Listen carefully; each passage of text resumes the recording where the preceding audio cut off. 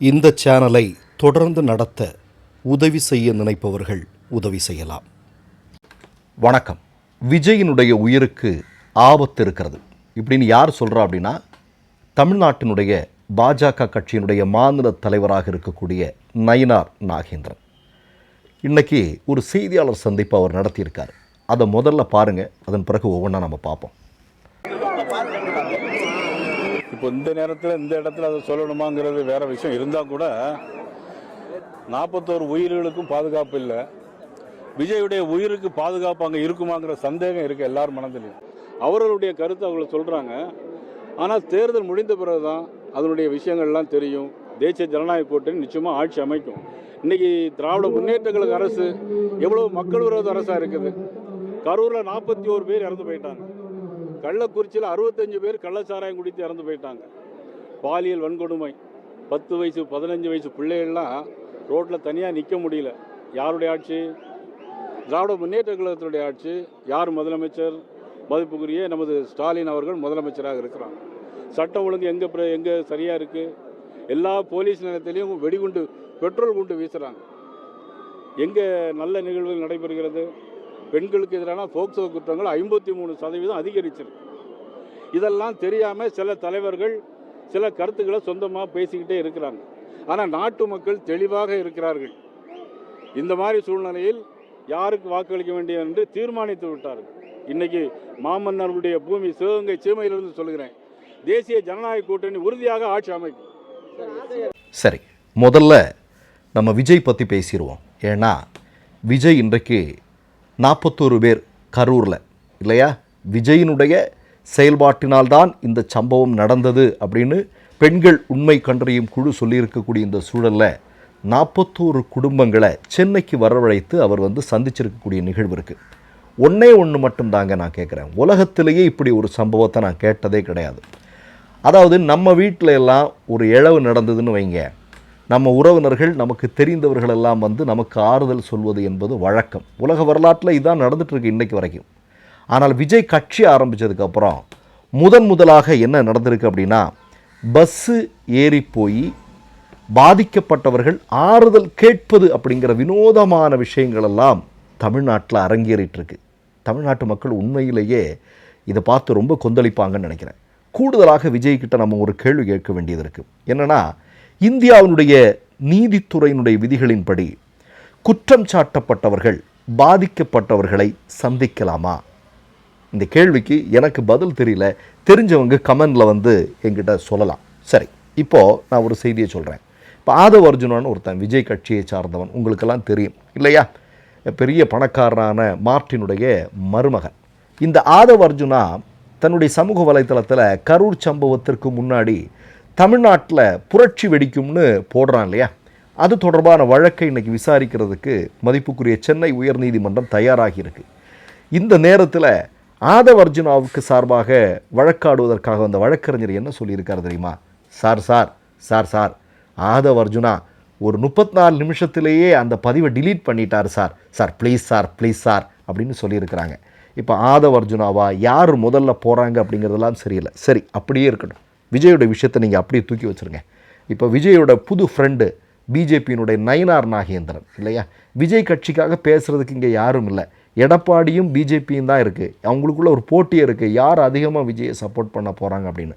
அதில் முந்திக்கிட்டு இருக்கிறாரு நம்ம பாஜக நயினார் நாகேந்திரன். ஆனால் நயினார் நாகேந்திரன் விஜயை பற்றி சொன்னதெல்லாம் விட்டுருங்க, அது தமிழ்நாட்டு மக்களுக்கு எல்லாருக்கும் தெரியும், அதெல்லாம் விட்டு தள்ளிடுவோம். ஆனால் திராவிட முன்னேற்ற கழக அரசை பற்றி அவர் சில குற்றச்சாட்டுக்களை முன்வைத்திருக்கிறார்.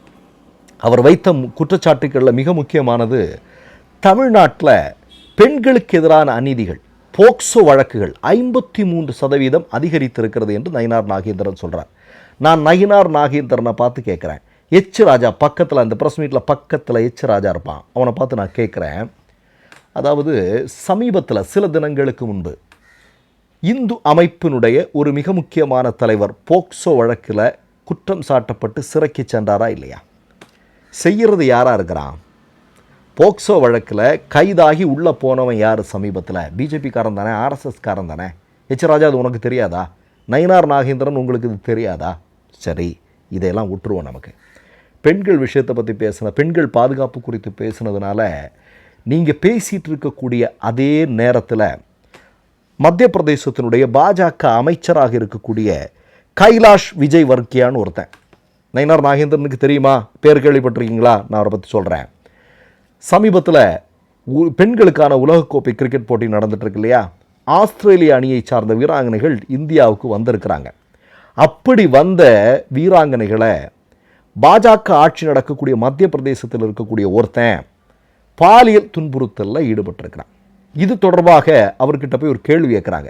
அதுக்கு பிஜேபி அமைச்சராக இருக்கக்கூடியவர் என்ன பதில் சொல்கிறார் தெரியுமா? ஆஸ்திரேலிய வீராங்கனைகள் யாரிடமும் சொல்லாமல் வெளியே சென்றிருக்கிறார்கள், பயிற்சியாளர்களிடம் கூட அவர்கள் சொல்லாமல் சென்றிருக்கிறார்கள், அவர்கள் பக்கமும் தவறு இருக்கிறது அப்படின்னு சொல்லியிருக்காரு. அதாவது மோடி ஆட்சி நடக்கக்கூடிய இந்த காலகட்டத்தில் பெட்டி பச்சாவோ பெட்டி பட்டாவோ என்று சொல்லக்கூடிய மோடியினுடைய ஆட்சி, அமித்ஷாவினுடைய ஆட்சியில் ஆஸ்திரேலியாவிலிருந்து இந்தியாவில் விளையாடுவதற்காக வந்த பெண்களின் மீது பாலியல் அத்துமீறல் நடந்திருப்பது, அது அவர்கள் மீதும் தப்பு இருக்குது அப்படின்னு சொல்லக்கூடிய காட்சியை பாஜக ஆட்சி நடக்கக்கூடிய மாநிலத்திலிருந்து ஒருத்தர் பேசுகிறார். என்ன நயினார் நாகேந்திரன்?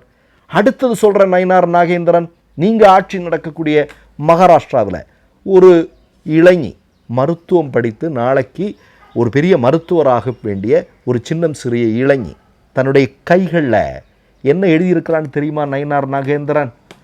அதாவது என்ன, மகாராஷ்டிரா என்று சொல்லக்கூடிய பாஜக ஆட்சி நடக்கக்கூடிய மாநிலத்தில் இருக்கக்கூடிய ஒரு உயர்ந்த போலீஸ் அதிகாரி பலமுறை பாலியல் வன்புணர்வுக்கு உட்படுத்தினார், என்னால் பொறுக்க முடியலை, நான் தற்கொலை செய்து கொள்கிறேன் என்று தன்னுடைய உள்ளங்கையில் பேனாவால் எழுதி வைத்து இறந்திருக்கக்கூடிய நிகழ்வு இன்றைக்கு இந்தியாவையே உலுக்கி இருக்கிறது. நயினார் நாகேந்திரன், இது உங்களுக்கு தெரியுமா தெரியாதா? சரி, இது ரெண்டு சம்பவம். கூடுதலாக ஒரு செய்தி என்ன, இதோ பாதுகாப்பு பற்றியெல்லாம் பேசுகிறீங்க. கர்நாடகாவில் சலீம் என்று சொல்லக்கூடிய காங்கிரஸ் கட்சியை சார்ந்த ஒரு முக்கியமான அரசியல்வாதி, அவரை சங்கபரிவார கும்பலை சார்ந்தவர்கள் சுட்டு கொலை செய்வதற்கு முயற்சி செய்திருக்கிறார்கள் என்கிற தகவல் வந்து கொண்டிருக்கிறது. அடுத்ததாக இந்தியாவிற்காக பதக்கம் வாங்கி தந்த ஜூடோ வீராங்கனை இன்னைக்கு தற்கொலை செய்திருக்கிறாங்க. மோடி அமித்ஷாவினுடைய ஆட்சியில் யாருக்கு என்ன பாதுகாப்பு இருக்குது? யாருக்குமே பாதுகாப்பு இல்லை இல்லையா? பகல்காமில் சுற்றுலா பயணிகள் சென்றார்கள் அல்லவா, என்ன நடந்தது? அவர்களுடைய தாலிகள் அறுக்கப்பட்டது. பாதுகாப்பு கொடுக்க வேண்டியது யார்? மோடியும் அமித்ஷாவும் தானே. சரி, இதெல்லாம் விட்டுருவோம். அடுத்ததாக நயினார் நாகேந்திரன் போகிற போக்கில் ஏதோ சொல்கிறாரு. அதாவது கரூரில் 41 பேர் இறந்துட்டாங்க. ஆமாம், கரூரில் 41 பேர் தான் இறந்துட்டாங்க. அதில் திராவிட முன்னேற்ற கழகத்திற்கு என்ன பங்கு இருக்கிறது? தமிழ்நாடு காவல்துறைக்கு என்ன பங்கு இருக்கிறது? அது யார் செஞ்சா? அது விஜயும் விஜயனுடைய கட்சியை சார்ந்தவர்களும் சேர்ந்து உருவாக்கிய ஒரு துயரம், ஒரு ஒரு பயங்கரமான சம்பவம். அதுக்கும் இங்கே இருக்கக்கூடிய ஆட்சியாளர்களுக்கு ஏதாவது சம்பந்தம் இருக்கா? என்ன குஜராத்தில் மோர்வி பாலம் விழுந்ததே, எத்தனை பேர் செத்தான்? ஒன்றும் இல்லை, பல விஷயங்களை சொல்ல முடியும். மருத்துவம் ரீதியாக மோடியினுடைய ஆட்சியில் நடைபெற்ற பல்வேறு விஷயங்களை பட்டியலிட்டு பேசுவோமா? கொரோனா காலத்தினுடைய இறப்புகளை பட்டியலிட்டு பேசுவோமா நயினார் நாகேந்திரன்? சரி, இதெல்லாம் விட்டுருங்க. இந்த கள்ளச்சாராயம் பற்றி பேசுகிறீர்கள். ஒரு உத்தரவு இல்லையா, மோடி தேர்தல் ஆணையரை நியமிப்பதற்கு சட்டம் கொண்டு வரார் இரவோடு இரவாக. தேர்தல் ஆணையர் என்ன தவறு செஞ்சாலுமே அவரை தண்டிக்க முடியாதுன்னு சட்டம் கொண்டு வராரு. அதானிக்காக வனம் தொடர்பான விஷயங்கள்லாம் சட்டத்தை எல்லாத்தையும் மாற்றிட்டு இருக்காரு. எல்லாமே நடந்துட்டுருக்கு. மோடி எல்லாத்தையும் பண்ணிகிட்டு இருக்கிறாரு. நான் கேட்குறேன், நயினார் நாகேந்திரன் மோடி கிட்ட சொல்லி ஒரே ஒரு செய்தியை சொல்லுங்கள். இந்தியா முழுவதும் மதுவிலக்கு, பூரண மதுவிலக்கு முடிஞ்சுதா? ஏன் அதை பண்ண மாட்டேங்கிறீங்க? சரி, தமிழ்நாட்டில் இறந்து போனார்கள் உண்மைதான். தமிழ்நாட்டிற்கு கள்ளச்சாராயத்தில் அதில் கலக்கக்கூடிய வேதிப்பொருள் பாண்டிச்சேரியிலேருந்து வந்திருக்கு அப்படின்னு ஒரு செய்தி வந்திருக்கு. அதற்கு பின்னால் யார் இருக்கிறாங்க அப்படிங்கிறதெல்லாம் நயினார் நாகேந்திரன் விசாரிக்க வேண்டாமா? சரி, அதையும் கூட விட்டுருவோம். நயினார் நாகேந்திரன், எச் ராஜா, ஒரு செய்தியை சொல்கிறேன் நான். இன்றைக்கு குஜராத் என்பது பூரண மதுவிலக்கு இருக்கக்கூடிய ஒரு மாநிலம். உண்டா இல்லையா நயினார் நாகேந்திரன்? தமிழ்நாட்டை விட அதிகமான கள்ளச்சாராய இறப்புகள் எந்த மாநிலத்தில் நடக்குது? தமிழ்நாட்டில் நடந்துருச்சு. அதன் பிறகு சரியான நடவடிக்கைகள் ஏற்பட்டு இன்றைக்கி அது நடக்குதா? இல்லை. ஆனால் பாஜக ஆட்சி நடக்கக்கூடிய மாநிலங்களில் அப்படியா? இதெல்லாம் நயினார் நாகேந்திரனுக்கு தெரியுமா தெரியாதா? தெரிஞ்ச மாதிரி நடிக்கிறீங்களா? சரி, எனக்கு நயினார் நாகேந்திரன் பார்க்கும்போது பக்கத்தில் ஹெச் ராஜேந்திரன் தான் பயங்கர சிரிப்பு. எனக்கு இல்லை, தமிழ்நாட்டு மக்கள் எல்லாருமே சிரிச்சிருப்பாங்க. ஏன்னா ஜோசப் விஜய்னெல்லாம் சொன்னதெல்லாம் நமக்கு மண்டையில் ஓடிக்கிட்டு இருக்கு.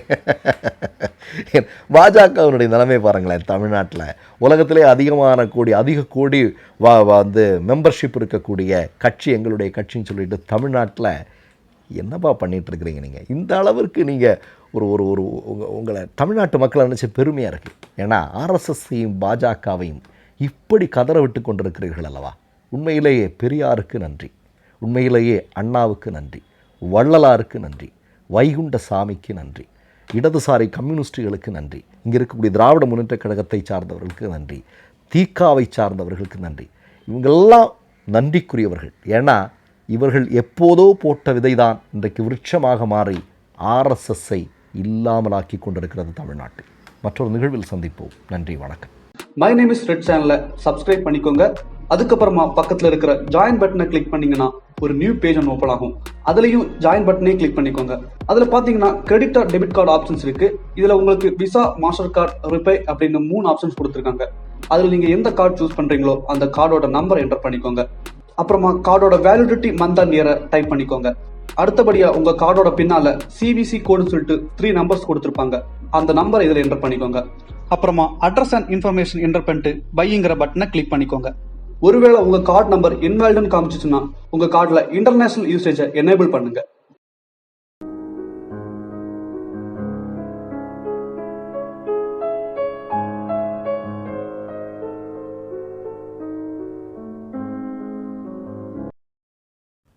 மூன்று யூடியூப் சேனல்கள் வியாபாரத்திற்கு இருக்கிறது. தேவைப்படுபவர்கள் இந்த எண்ணுக்கு தொடர்பு கொள்ளுங்கள்.